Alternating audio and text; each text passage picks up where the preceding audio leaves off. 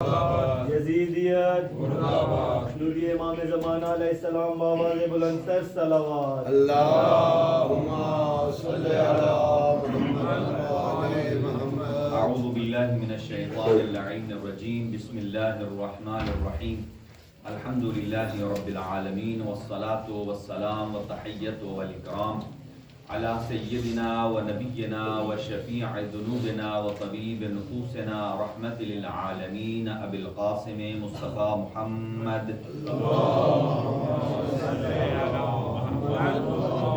وعلى أهل بيته الطيبين الطاهرين المعصومين المنتخبين لا سيما على بقية الله الأعظم روحي وأرواح العالمين لتراب مقدمه الفداء عجل الله تعالى فرجه الشريف وسهل الله تعالى مخرجه الشريف ولعنة الله على أعدائهم أجمعين من يومنا هذا إلى قيام يوم الدين.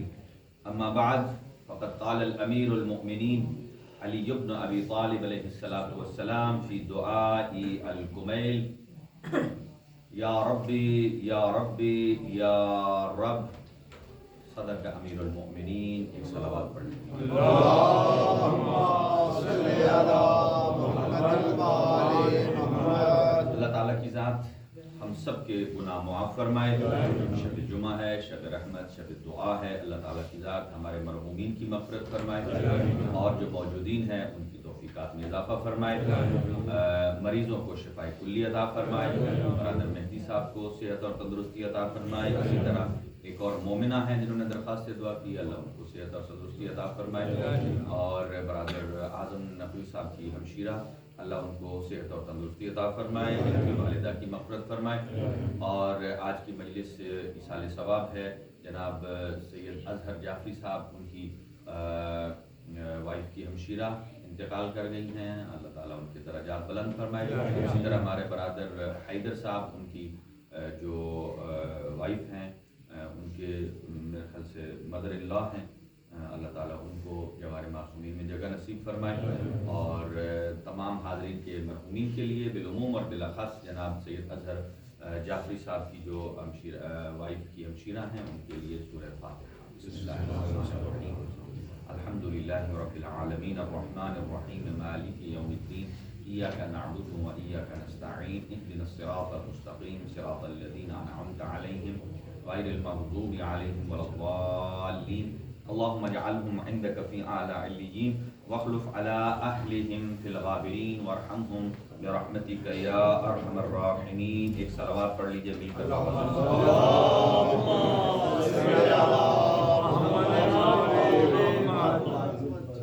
آپ کی خدمت میں آج چونکہ شب جمعہ ہے، دعائے کمیل پڑھی جاتی ہے، تو آج ہم آپ کو اردو میں دعائے کمیل سناتے ہیں، ماشاءاللہ، یعنی کہ اس کے جو مطالب ہیں، اس کے جو مفاہیم ہیں، شب جمعہ ہے، اس کو ہم کنیکٹ کریں گے دعائے عرفہ امام حسین علیہ السلام کے ساتھ، اور اس کے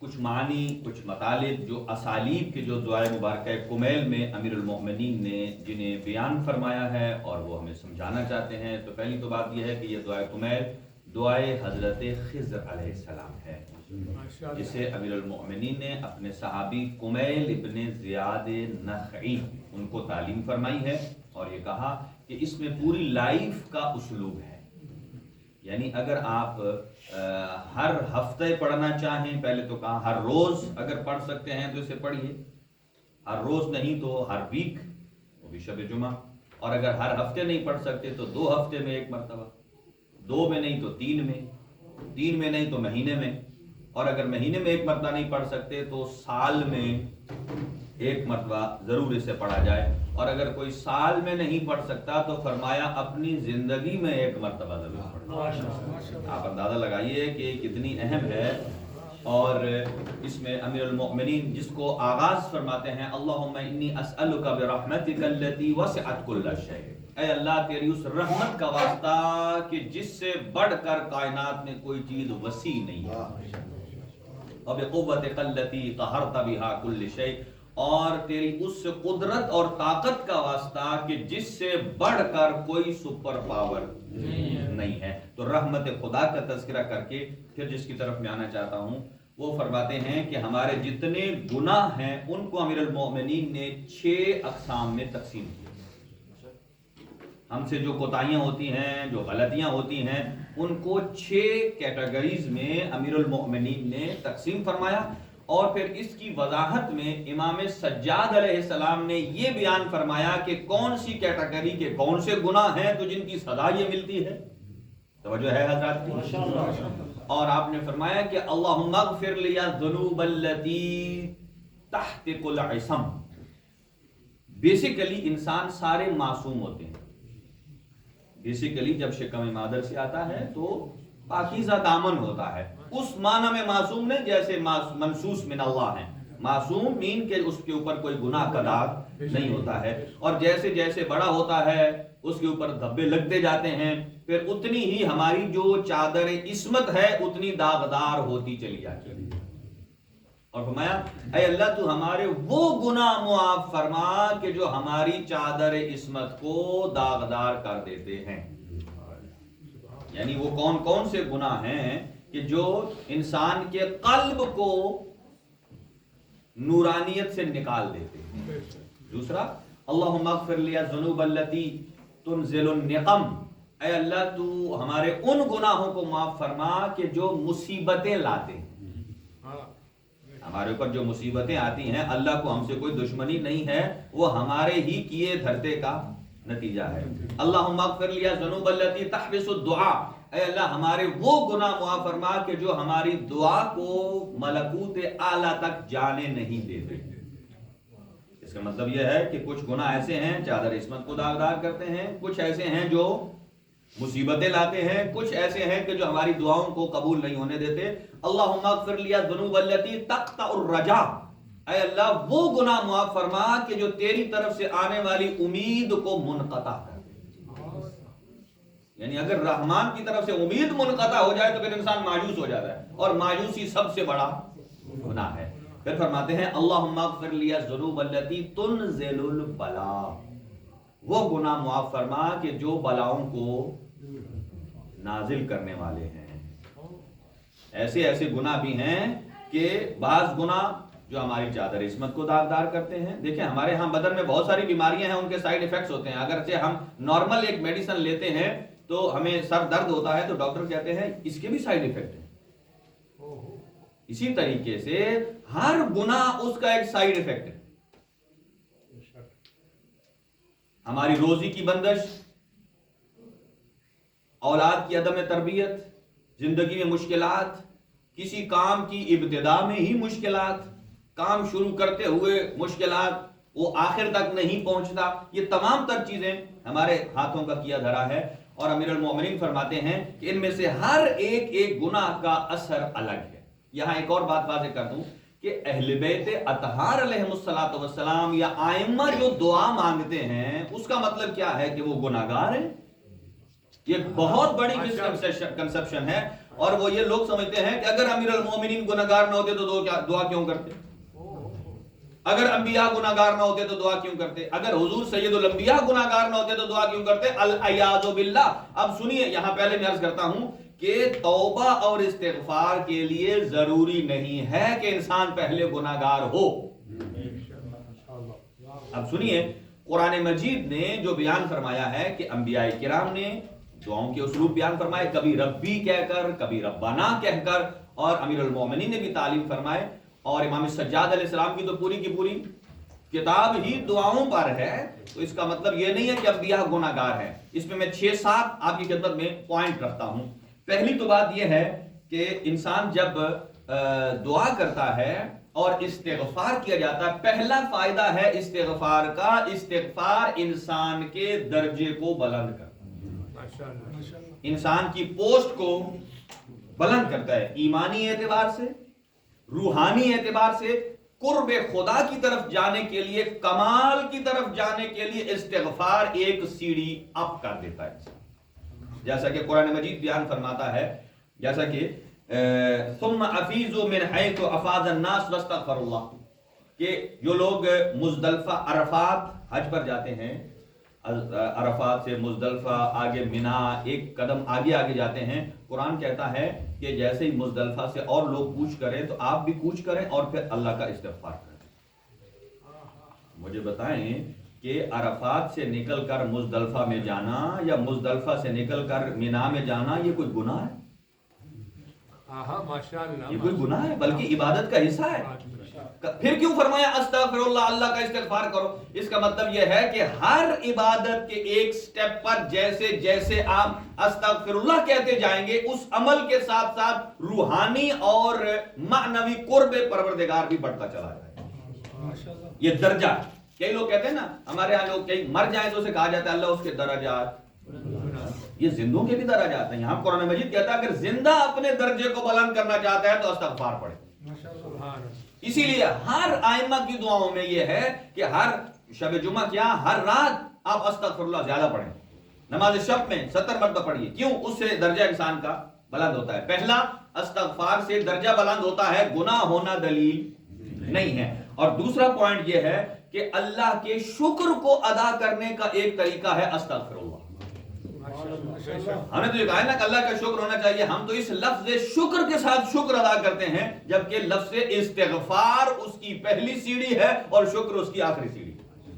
ہم ڈائریکٹ چھلانگ لگاتے ہیں شکر پر، اس سے پہلے کیا ہے؟ استغفر اللہ، کہ اے اللہ تیرا شکر ہے کہ تو نے مجھے توبہ اور استغفار کرنے کا موقع دیا تاکہ میں تیرا شکر ادا کر سکوں. یہ آواز بلند صلوات.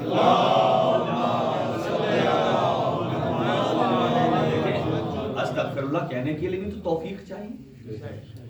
ہو سکتا ہے انسان ایسے آگے ایک روایت بھی عرض کرتا ہوں آپ کی خدمت میں کہ فرمایا کہ مومن میں اور غیر مومن میں فرق یہ ہے کہ جب مومن سے گناہ سرزد ہوتا ہے تو اللہ اس کے اوپر کوئی مصیبت وارد کرتا ہے. جب کوئی گناہ سرزد ہوتا ہے تو اللہ اس کے اوپر مصیبت وارد کرتا ہے. کس لیے؟ تاکہ اس مصیبت کے ساتھ اسے جھنجھوڑنا چاہتا ہے تاکہ استغفر اللہ کہہ کر میری بارگاہ میں آئے اور اپنے گناہ کی معافی مانگے. اور جس سے خدا راضی نہیں ہوتا اس کو اس کے اپنے حال پر چھوڑ دیتا ہے بلکہ اسے گناہ کے بعد اور نعمت دیتا ہے. اب سنیے، یہاں لوگ اس کی الٹ سوچتے ہیں. لوگ سمجھتے ہیں یار وہ بندہ تو ہم سے زیادہ اچھا ہے، گناہگار ہے پھر بھی اللہ نعمتیں دے رہا ہے، گناہگار ہے پھر بھی اللہ ہمارے پیمانے کے نزدیک وہ اللہ کا مقرب آدمی جس پہ نعمت پر نعمت ملے، لیکن جس پر مصیبت آئے ہم سمجھتے ہیں بھائی اللہ ہی رحم کرے اس پر. جبکہ معصوم کیا فرماتے ہیں کہ گناہ کے بعد جس پر اللہ کی عقوبت آ جائے اللہ اسے جھنجھوڑتا ہے تاکہ استغفر اللہ کہہ کر میری طرف آئے میں گناہ معاف کروں. اور جس سے اللہ راضی نہیں ہوتا جب وہ گناہ کرتا ہے اللہ نعمت دیتا ہے، ایک نعمت سے نکال کر دوسرا سے تیسرا، وہ انہی نعمتوں میں گم ہو کر اللہ کی توفیق اور اللہ کی استغفار سے بھول جاتا ہے. اتنی بڑی اللہ تعالیٰ کی توفیق ہے کہ انسان ایک مرتبہ زبان پر جاری کرتا ہے استغفر اللہ ربی واتوب الیہ. تو استغفار اللہ کے شکر کا ذریعہ ہے. اور تیسرا، استغفار خود اللہ نے قرآن میں ایک سفارش کو بیان کیا ہے، واستغفر اللہ واستغفر لهم الرسول، کہ ان لوگوں سے کہیے کہ وہ آپ کی بارگاہ میں آئیں اے حبیب، وہ خود اپنے لیے استغفار کریں اور اللہ کا حبیب ان کے لیے استغفار کریں. تو گویا استغفر اللہ کہنا یہ نہیں ہے کہ میں نے بہت استغفار کہا، بس ایک دفعہ استغفار کی تسبیح پڑھ لی تو اللہ میرے گناہ معاف کر دے گا. پتہ چلے کہ استغفار کے اندر میں کیا کیا رہا ہوں. کئی لوگ وہ جو گنتی ہوتی ہے نا 1 2 3 4، جیسے کل ہم پڑھ رہے تھے تو وہ 7 لوگ گن رہے تھے نا، تو کئی لوگ اس گنتی میں گم ہو کر ذکر سے توجہ ہٹ جاتی ہے. وہ کہتے ہیں اب میرے 32 ہوئے ہیں، 34واں نہ ہو جائے. وہ تعداد میں گم ہو جاتے ہیں لیکن یہ نہیں پتا کہ استغفر اللہ کہنا اس کا مطلب کیا ہے. دیکھیں اس گنتی کی شیطان ہے جس طرف وسوسہ دے دے، ہم اسی میں پڑے رہتے ہیں. ایک دفعہ زیادہ ہو گیا، ایک دفعہ کم ہو گیا، تسبیح کے منکے تو 100 تھے، یہ 101 کیوں ہو گیا؟ بھائی آپ پڑھتے رہیں، آپ یہ نیت کریں کہ تسبیح کے دانوں کے برابر اللہ میری تسبیح کو قبول کرے، اور جو ایکسٹرا ہو جائے اگر ان میں سے کوئی سکپ ہو گیا ہے تو اس کی جگہ لے لے. ہر چیز کا ایک پوزیٹیو ہے نا. تو استغفار ایک یہ ہے کہ اللہ تعالیٰ، اور دوسرا اللہ کی طرف سے اگر چاہتے ہیں برکات آئیں، امیر المومنین نے دعائے مبارکہ کمیل میں یہ سمجھایا کہ اللہ کی رحمت کو کیسے جوش دینا ہے تاکہ اپنی طرف متوجہ کریں۔ دیکھیں بچہ ماں کے پاس دودھ ہوتا ہے، بچے کو نہیں دیتی، بچہ رو کر اپنی ماں کو اپنی طرف متوجہ کرتا ہے۔ ماشاءاللہ۔ اب امیر المومنین نے فرمایا وہ کون سے الفاظ ہیں کہ جن سے میں رحمان کی توجہ اپنی طرف کر سکتا ہوں؟ جب توجہ رحمان میری طرف آئے گی تو اس کی رحمات بھی آئیں گی، برکات بھی آئیں گی، عنایات بھی۔ سبحان اللہ۔ اور محمد والے محمد بلند تر صلوات۔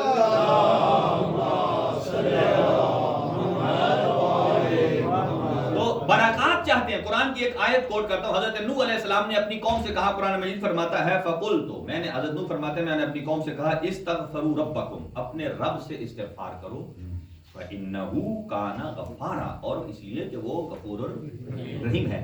استغفار کرو، اس کے نتیجے میں اللہ کیا دے گا سنیے گا۔ اب یہ وہ چیز ہے کہ جو انبیاء جب استغفار کرتے ہیں تو وہ گناہ کی وجہ سے نہیں کرتے،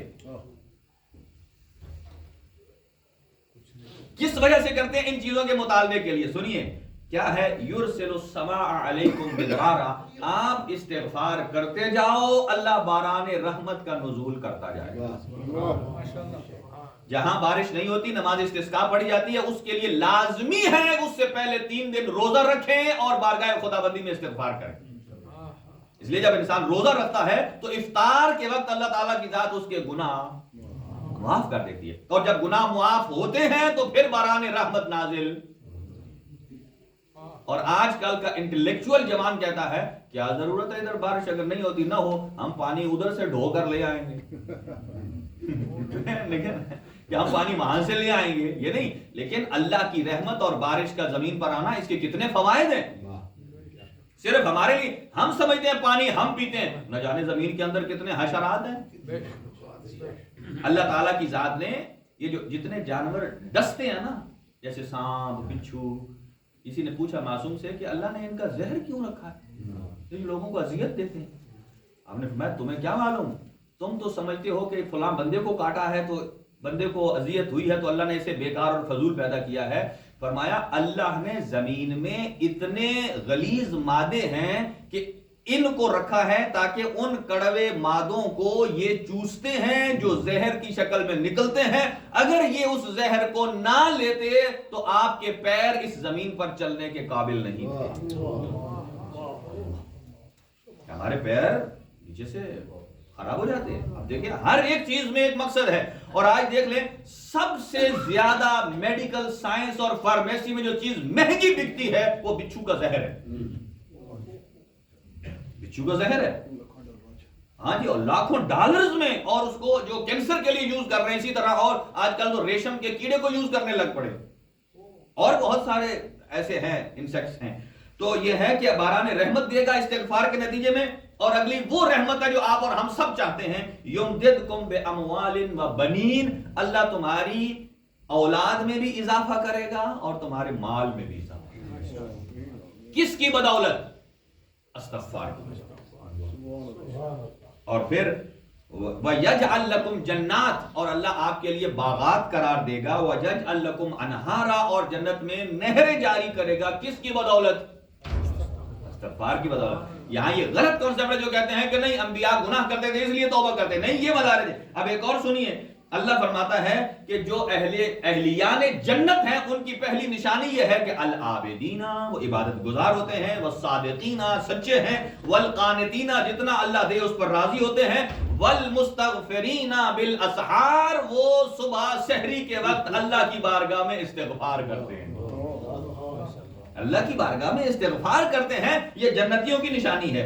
اور آخری لاسٹ اس کا پوائنٹ ہے، ان اللہ تعالی ان اللہ یحب التوابین، اگر کوئی شخص اللہ کا محبوب بننا چاہتا ہے تو توبہ اور استغفار کرتا جائے، اللہ محب ہو جائے گا اور بندہ محبوب ہو جائے گا، محبوب ہو جائے گا۔ لہذا اہل بیت اطہار جو توبہ اور استغفار کرتے تھے ان کا مطلب یہ نہیں ہے کہ وہ کوئی گناہ کرتے تھے، نہیں۔ اب آئیے یہاں چند چیزیں عرض کروں، ہم تو یہاں کتنے بندے بیٹھے ہیں، 40 سے تو زیادہ ہی ہیں، اب سنیے امام صادق علیہ السلام کیا ارشاد فرماتے ہیں.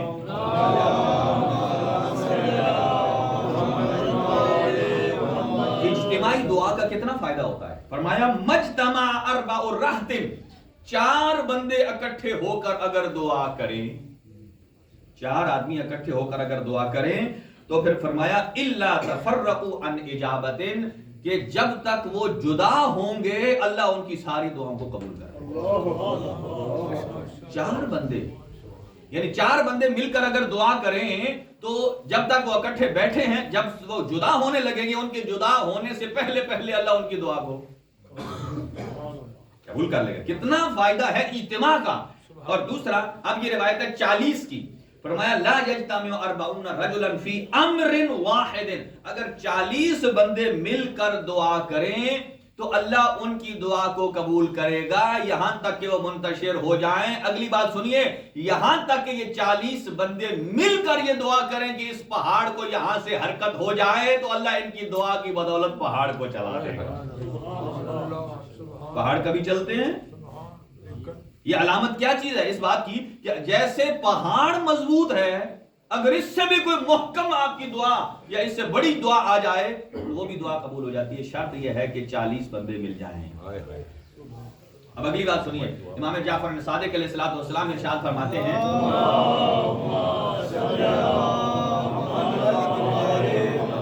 ان کیس آف ایمرجنسی، مثلا آپ کی کوئی ایمرجنسی دعا ہے، آپ مثلا امام بارگاہ میں پروگرام ہوتے ہوئے ابھی 3-4 دن ہیں یا 1-2 دن ہیں، اگر آپ کو دعا کرنا ہے تو کیا کریں؟ پہلے تو ہے 40 نہیں تو 4 بندوں کو بلا سکتا ہے آدمی گھر، وہ بھی اگر نہ ہو تو پھر چھٹے امام ارشاد فرماتے ہیں، یہ چھٹے امام فرماتے ہیں کہ کان ابی اذا حزنہ امر، جب کوئی امر کوئی کام میرے بابا محمد باقر علیہ السلام کو محزون کرتا تھا، پریشان کرتا تھا، جمع النساء والصبیان ثم دعا وامنوا، امام اپنے گھر کی خواتین کو جمع کرتے تھے، اپنے گھر کے بچوں کو جمع کرتے تھے اور جمع کر کے انہیں کہتے تھے ہاتھ دعا کے لیے اٹھاؤ، میں باقر دعا کرتا ہوں اور تم اس پر آمین کہو. یعنی اگر اہل خانہ کے افراد جمع ہو کر آپ دعا کریں اور انہیں کہیں آمین کہیں تو اللہ تعالیٰ کی ذات ان کی دعا کو قبول کرتا ہے. لہذا دعا ایک چیپٹر ہے، کوشش کروں گا کہ مسائل بھی ہیں، اور ایک صلوات پڑھ لیجئے مل کر.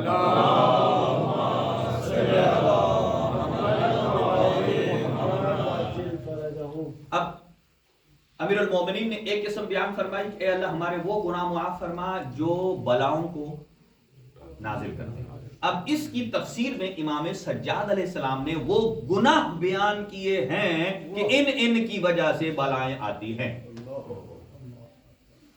دیکھیں اگر ہمیں پتا ہو کہ میرے چھت پر کوئی لوہے کی چیز ہے اور آسمانی بجلی پڑے گی تو پہلے اس پر آئے گی اور وہ میرے پورے گھر تباہ کر دے گی.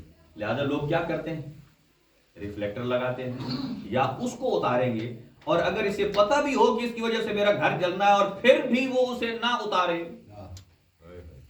اور بجلی آ جائے گھر جل جائے، وہ کہ بجلی نے میرے ساتھ زیادتی کی. کیا ممکن ہے ایسا؟ اس لیے کہ میں نے خود زیادتی، مجھے پتا تھا اس راستے سے آنی. اب امام سجاد فرماتے ہیں بلائیں نازل کرنے والے 2 احادیث ہیں، ایک بیان کرتا ہوں. الذنوب التی، وہ گناہ کے تنزل البلا، جو گناہ نازل کرتے ہیں، بلا نازل کرتے ہیں. ترک اغاثت الملہوف، جس کے میننگ یہ ہیں کہ پریشان حال کی فریاد کو سننے کے بعد اس پر نہ پہنچنا. انسان کے کانوں میں پڑ جائے فلاں آدمی پریشان حال ہے، کسی اعتبار سے سفید پوش بھی ہے، اس نے زبان سے لفظ نکالے بھی ہیں، میرے کان میں پڑ بھی گئے ہیں، پھر بھی میں کہوں کہ نہیں یہ صحیح نہیں کہہ رہا.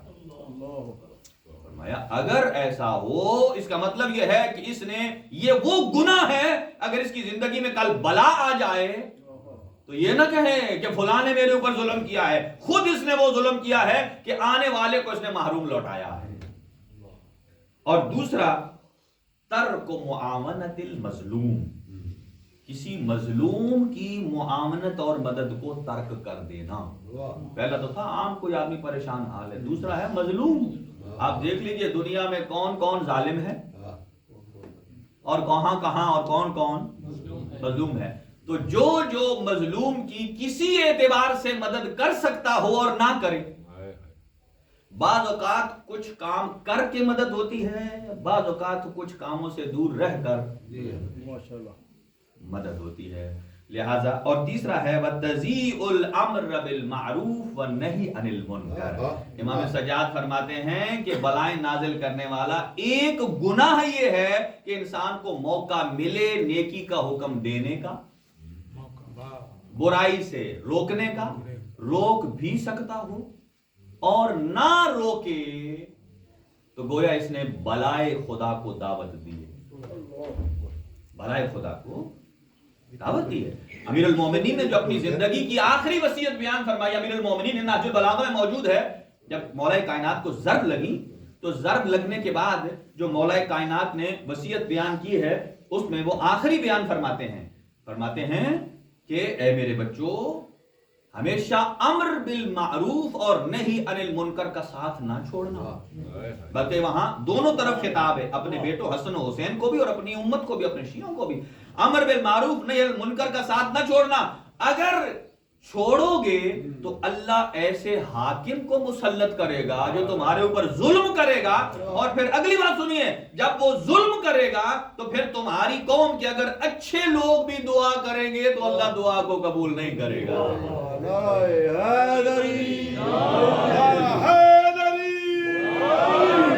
अच्छे लोग भी दुआ करेंगे, नॉर्मली अच्छे लोगों की दुआ कबूल होती है, क्यों नहीं? इसलिए कि अम्र बिल मारूफ को छोड़ा, नही अनिल मुनकर को छोड़ा।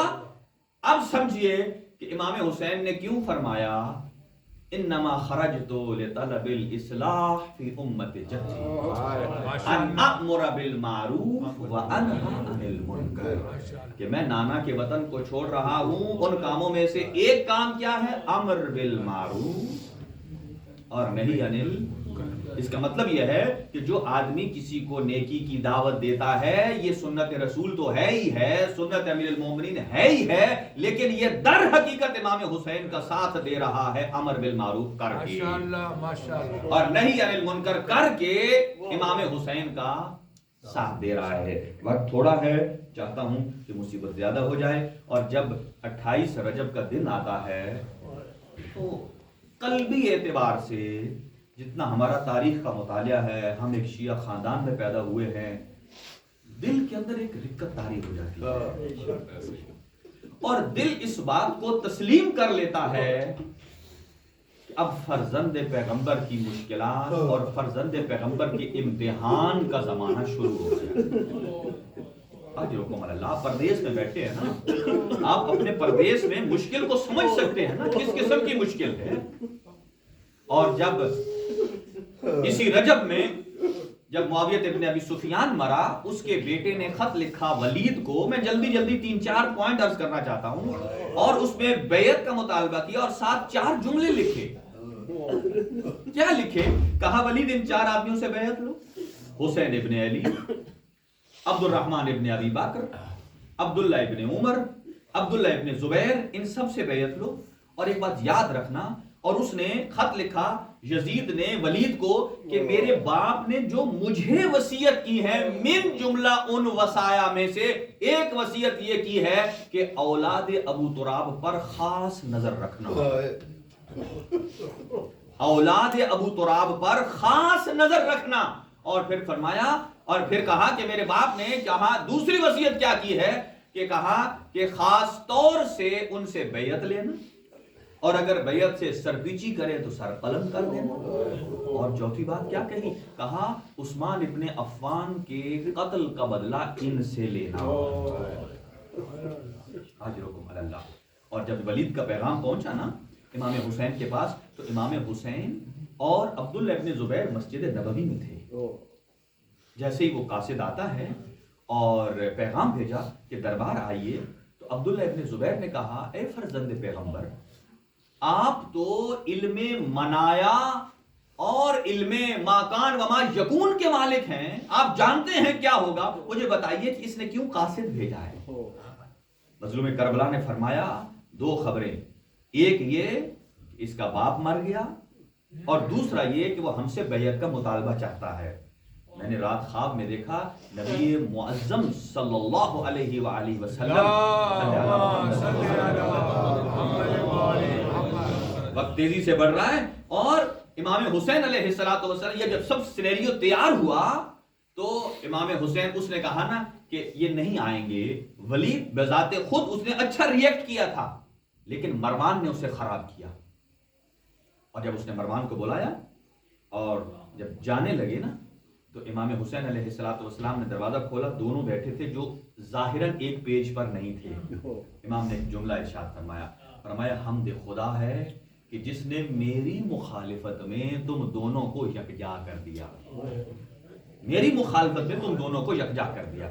اور جب گھر گئے بتانے کے لیے اور علی کی بیٹی کو جب بتایا مسافر شام بیوی کو اور کہا کہ میں دربار میں جانا چاہتا ہوں. سنیے گا بی بی نے کیا جملہ ارشاد فرمایا. بی بی نے فرمایا میرا بھیا حسین جب سے ہماری ماں دربار میں گئی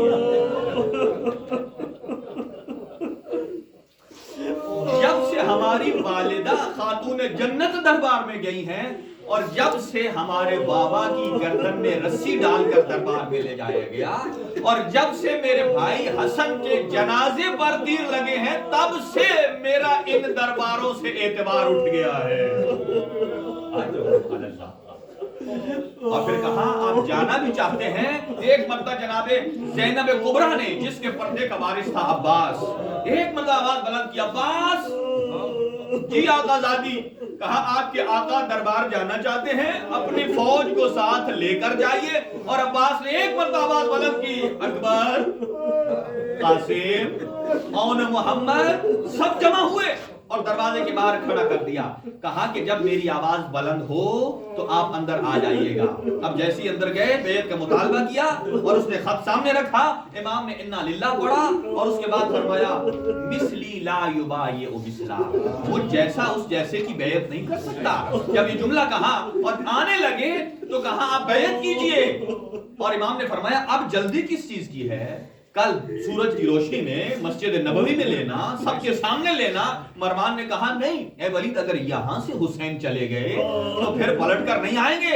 یہی ان کا سر و تن سے جدا کر دو. یہ جملہ کہنا تھا. اب زہرا کے لال نے پلٹ کر دیکھا ایک گرجدار آواز میں کہا یبنت زرقاء تقتلنی ام ہوا. اے نیلی آنکھوں والے کے بیٹے تو مجھے قتل کرے گا یا وہ کرے گا. جیسے مظلوم کربلا کی آواز بلند ہوئی ادھر عباس کے کانوں میں پڑی. عباس جیسے جری نے پیر کے لگن سے دربار کے دروازے کو کھولا توڑا اندر آ کر کہتے ہیں اے فرزند کے پیغمبر حکم دیجئے آیا اس کو سبق سکھایا جائے. پشت عباس پہ ہاتھ رکھ کر کہا اے عباس یہ مدینہ ہے یہ میرے جد کا شہر ہے بڑی مقدس سرزمین ہے. اور جو افراد عمرہ کر کے آئے ہیں جو مدینہ منورہ کی زیارت کر کے آئے ہیں انہیں معلوم ہے کہ روضہ رسول کہاں ہے جنت البقیع کہاں ہے. بس ان کے لیے یہ منظر ہے. اب جب گھر واپس آئے سامان سفر تیار ہوا. اب ایک صحابی ہے صحابی یا راوی کہتے ہیں عبداللہ ابن سنان. اور ایک اور جملہ سنیے اگر کوئی سچا کوئی اہل بیت کا ماننے والا ہو تو اس کے کانوں میں آج بھی زینب کبریٰ کے بینوں کی آواز آتی ہے. جب قافلہ نکلنے لگا ایک صحابی ہے قربہ غفاری 95 سال ایج ہے ان کی. آنکھوں سے نابینا کانوں سے بہرے ہیں. یہاں تک روایات کے الفاظ یہ ہیں کہ وہ قربہ غفاری بجلی کے کڑکنے کی آواز کو نہیں سن سکتا تھا. جب جس رات یہ قافلہ نکلنے لگا نا اپنی زوجہ کو جھنجھوڑ کر اٹھاتا ہے کہتا ہے مجھے لگتا ہے کوئی آسمان سے بلا آنے والی ہے کہ مجھ جیسا غریب تو بجلی کڑکنے کی آواز بھی نہیں سن سکتا لیکن میرے کانوں میں کچھ بہنوں کی آواز آ رہی ہے. اور زوجہ سے کہا شکر کر اللہ نے تجھے سماعت نہیں دی. آج علی و بطول کی بیٹیاں شہر مدینہ چھوڑ رہی.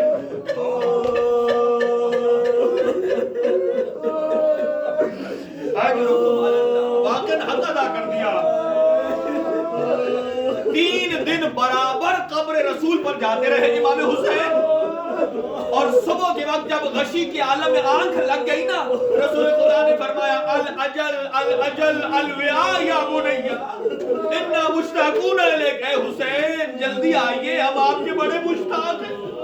اور روایت کے جملے یہ ہیں کہ جب امام حسین کی آنکھ لگی نا، رسول خدا آئے، امیر المومنین جناب زہرا امام حسن اور آئے، اور نبی مکرم کے دونوں رویا ملائکہ نے قطار بنائی ہوئی ہے، اور حسین کو اپنی جانب بلا کر سینے سے لگاتے ہیں، ماتھے کو چوما، گردن کو چوما، کہا ہے حسین جلدی کر، ہم تیری ملاقات کے منتظر ہیں۔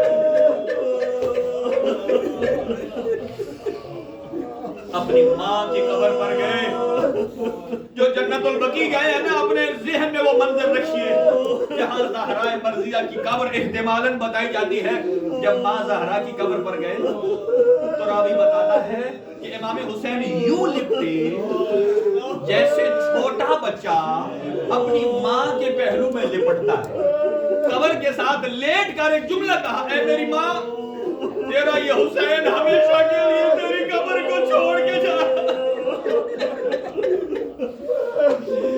کہا، اے میری اماں، تیرا بیٹا حسن بھی مظلوم تھا لیکن تیرے پہلو میں تو ہے، لیکن تیرا حسین جا رہا ہے ہمیشہ کے لیے، یقیناً قبر سے آواز آئی ہوگی، اے میرا حسین تو تنہا نہیں جا رہا، جتنی منزلیں کرتا جائے گا تیری ماں زہرا پہلو میں ہاتھ رکھ کے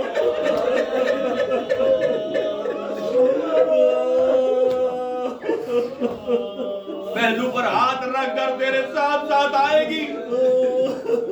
اجرکم علی اللہ۔ بس جب تیار ہوا نا یہ قافلہ، اور ایک مرتبہ سنیے نیاز حسین، اب جب یہ قافلہ نکلنے لگا نا، عبداللہ ابن سنان راوی ہے، وہ کہتا ہے، اس کی روایت اتنی دردناک روایت ہے، کہتا ہے جب امام حسین دربار سے آئے، حضرت عباس کو کہا اب لسٹ بنائیے کہ کون کون ہمارے کاروان حسینی میں شامل ہے۔ مردوں کی جب لسٹ بنی نا، جب خواتین کی لسٹ بنانے لگے نا، تو کہا لکھیے ام لیلا، ام فروا، رباب، رقیہ، جیسے جیسے یہ نام بڑھتے گئے نا، ابو الفضل عباس کے جلال میں اضافہ ہوتا گیا۔ لیکن ایک بار جب مظلوم کربلا نے فرمایا نا لکھو زینب بنت علی،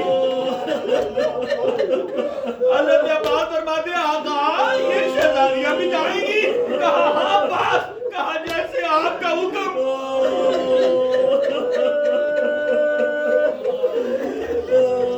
آئے تیری وفا پہ قربان ابو الفضل عباس۔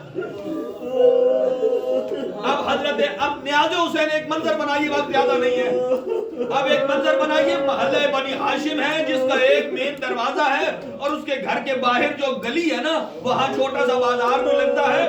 حضرت عباس نے کیا کام کیا، اس گلی کو دونوں طرفوں سے بند کر دیا،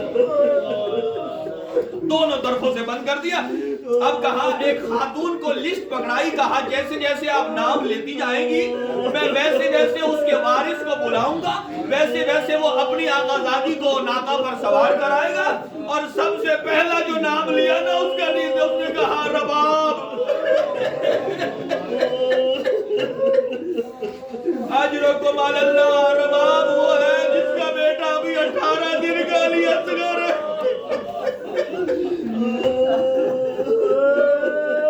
اگر اتنا آپ کا یا کسی اور مومن مومنہ کا بچہ ہو نا 18 دن کا، اگر شوہر کہے ان کو چلو جانا ہے کسی گرم شہر میں، وہ کہتی ہیں کہ ابھی بچہ چھوٹا ہے، گرمی کا متحمل نہیں ہے، نہ جانے رباب کو کتنی محبت تھی۔ اجرکم علی اللہ۔ اور ایک کے بعد جب بلائے نا لیلا، عباس نے کہا اکبر آئیے، انہوں نے اپنی ماں لیلا کے لیے اپنے زانو کو طے کیا، انہیں ناقہ پر سوار کرایا، ناقہ آگے بڑھ گیا، پھر آواز آیا ام رباب، کے بعد آیا آواز ام فروا، قاسم کو بلایا، سوار کرایا، اسی طریقے سے آتی رہی بیویاں، سوار ہوتی رہی۔ اب سنیے عبداللہ ابن سنان کہتے ہیں کہ منظر یہ تھا کہ مظلوم کربلا باہر کرسی پر بیٹھے ہوئے تھے، عباس نگرانی کر رہے تھے، ہر بیوی کو سوار کرایا جاتا تھا، لیکن نہ جانے اب کیا منظر آنے والا ہے، کون سی بیوی آنے والی ہے۔ ایک مرتبہ عباس نے ہر گلی کی طرف جا کر 3 مرتبہ آواز لگائی اور اپنی تلوار کو نیام سے نکالا اور اپنے سر سے بلند کر کے کہتے الحجاب